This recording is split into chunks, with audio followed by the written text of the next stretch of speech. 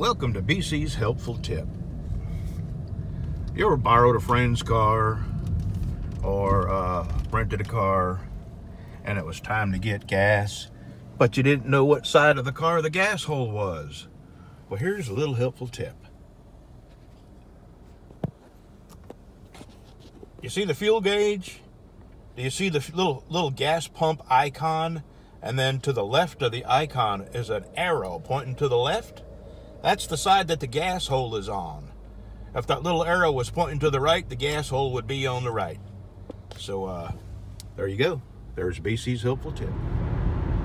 When my wife and I drove team, I drove the night shift, and I always looked at the sunrise as my reward for making it safely through another night.